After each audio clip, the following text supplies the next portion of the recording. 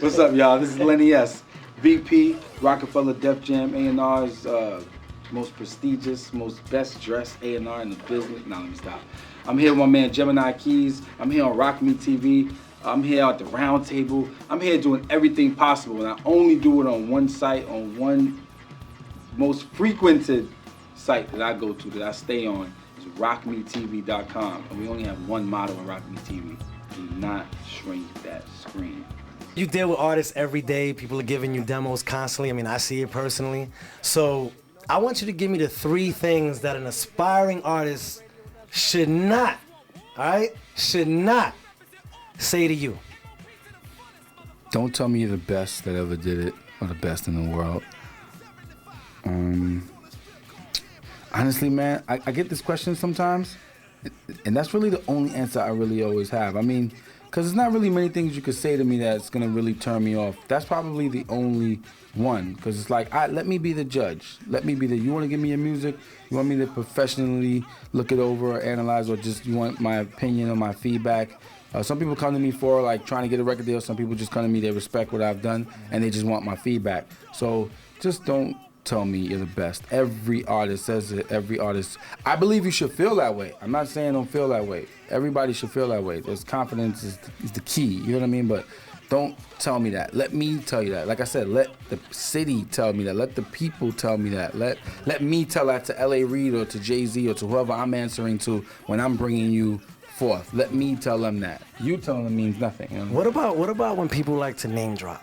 There's a time to do it. Yeah, right. Yeah. Great point. Great. Good one. I'm using that from now on. There you go. That's two. No, seriously. That's two. No, yeah. Very, very annoying. It's like, and the people that do that, really, they don't really know people. No. They met them. Right. They've come, in the presence of them. They maybe even shook a hand or two. They maybe even met them and talked about doing something. And they'll use that, and they'll use and take that inch and go a mile with it. So definitely not the right thing to do, because you know what's gonna happen? It's always gonna come around. About a week ago, we were at the round table, and there was this girl who was doing a whole bunch of name dropping, and she happened to name drop on something that guy does. Like, she was like, let's say it was the round table. She's like, I book shows for the round table. And let's say the other person was the person who books for the round table. Yeah, it was Speed. It was like, really? That's funny because I do. Like, that's my job. So that's gonna happen. You're gonna collide. And it's not, most of the time people know that you're just full of shit. Right. And they know that you're dropping as many names as you can. That same person, I don't know, this is gonna kill somebody. But no. Yeah, right. Now, sometimes people even name drop with me, or, I meet them, and then they may ask me, hey, you're not doing Jeezy Project, right? And I'm like, nah, so who does that? I need to get at them. Shakir. That's all. I just let you know who was doing it. They'll send an email or call Shakir. What's up? I just met with Lenny S. We're talking about you. He definitely said he wanted me to hit you up. Like, what? I never said none of that. Guy, so they'll just take that and use what they can. All right. So you heard it from Lenny S himself. If you're hot, I mean, it's good to have that swagger. Just don't go too crazy with the swagger. And the name dropping. Do not name drop. It's only gonna hurt you, all right? So that's 2 out of 3, all right, brother? Lenny, let's just get on a lighter note, man. Before Jay, because everybody loves Jay as an artist. Jay's the greatest rapper in the world. Who are some of your favorite artists? Arguably, but you know what? The numbers don't lie, right? The numbers don't lie. Who are some of your favorite artists, coming into the game? Big Daddy Kane, KRS-One, who's an idol of mine. Boogie Down Productions. I'm from the Bronx, by the way, where hip hop was created. I liked De La Soul. I liked all type of hip hop and strongly, and that's why I felt like I really know hip hop. I really felt like I was supposed to be in this game. I wasn't biased. I didn't like one kind of rapper or one. A lot of people, I'm not even gonna say these days, period. Like, if you're a native tongue kind of head, like, you only like De La Soul, Tribe Called Quest, Jungle Brothers, Queen Latifah. Those people didn't like Ice Cube, Redman, Das Effects, blah, blah, blah. They didn't like NWA. They didn't like the more so gangster rap. They were totally separate crowds, separate. I loved both of them. I understood both of them. being that I come from the hood, but you know I had a great upbringing. I understood street hood life. I understood when Ghost and Raekwon met when they was hustling in the hallway, and I understood because I went to Catholic school. I understood where Drez from Black Sheep or Pasta Noose from De La Soul was coming from when they talked about that kind of stuff. Or Leaders of the New School. You know what I mean? So I understood both. I love both, and I appreciated both, and I know both. I could quote you any Redman line or any Q-Tip line. Just like today, I could quote you any Mos Def or Talib or Kanye line and a Young Jeezy, Rick Ross, and Mano line. So I just think people, that's where you should be. If you're in music and this is what you do, know both, like both. You can't be biased. You know what I mean? You can't be so. But like I said, growing up, Big Daddy Kane, Slick Rick, and I can name all those artists and rappers. I could all name the people who they are now. You know what I mean? Like Kanye is the new Q-Tip, and Jay is the new Big Daddy Kane, and Nas is the new Rakim or G-Rap. So, you know what? This question just came to my mind right now. So when you see these artists like the Big Daddy Kanes and the Cool G Raps, how do you feel knowing that, damn, I was a fan of you, and now I'm telling you how to do it?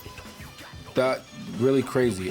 No, you're right, because I feel that way. That's probably the only other thing outside of what I said earlier when I sit back and be like, wow, I'm blessed, is listening to all these artists, right? And being fans of them and then working with them later. Incredible. Like, all of that stuff beats money. I listen to Jadakiss and the Locks coming up like, oh my God, Jada's nasty, blah, blah, blah, blah, blah. I'm doing Jadakiss album. Like, a lot of people are not Ghostface fans, but I'm a humongous, retarded, stupid Ghostface fanatic, right? So coming up, and then when I came over to Def Jam, because I had Rockefeller, and I went to Virgin for a little bit, and then Jay took the presidency at Def Jam, and then he brought me over. And it's like, other people don't understand Ghost, so I think like the project was in the air. You know what I mean? Like nobody had it, wasn't a sign, and people get scared of somebody. Like, I'm not taking Ghost. Jay was like, oh, we already know where this is going. You know what I mean? Because I was he knows the blessing. So, and it's like, it's funny because even before that, I knew Ghost manager. So even when I was at Rockefeller, he would bring me, him and Ghost would like send me music, or they would come and play me joints for my opinion. I wasn't working with them direct, but like the A&R they had, they knew he wasn't even into Ghost like that. So it was like, you know what?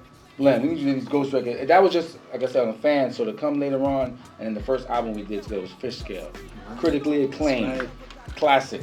So I went to Ghost, me and Tata got together. We found a hot beat that was incredible together. Boom, sent it to Ghost. Ghost loved the beat. Sky, who we gonna put on it? So me and Ty was like, put Neo on this joint. Neo's new. And when we did it and that record dropped, it was getting spins everywhere. One of the highest spun records outside of Shay Shay La Ghost. And Neo hit #1 in the country. Was so sick. Wow. So you know how amazing that was, and Ghost felt like, like the man. The album was a classic. Single did, really well. Got a little criticized by like Ghost fans because it was like a radio joint, but Neo was talking hood on it. We had him talking hood. How you gonna fuck him and how you gonna get me back like that? That's right. And but it worked, and it just makes the artist trust you even more. So that the next time I don't have to do as much gassing or anything. So stuff like that is what really matters. But I can't even think of all the tracks, and I put producers with artists that have done things. You know what I mean? Like I said, new artists like that, just varies. But more or less, you're responsible for the whole Neo Ghostface situation. Oh, no, absolutely. That was the Fish Scale album we did. And like I said, I just use that example, not even on no stunt button shit, just to show you that how hard it is sometimes and what you got to do and how much people have to trust you. Because, like I said, in any other situation, the person wouldn't trust you. Like, it's like, why? It's like, why are you not getting me? I'm Ghost, or I'm this person. I'm a big artist. Why I'm not getting Alicia Keys, or why? It's not that you can or we won't. It's just that you got to take chances. I believe strongly in taking chances, especially with new artists and new producers, because if I believe in them. See, people don't even know the behind the scenes things, and that's my job, Gemini Keys, to bring that to you, unlocking them doors.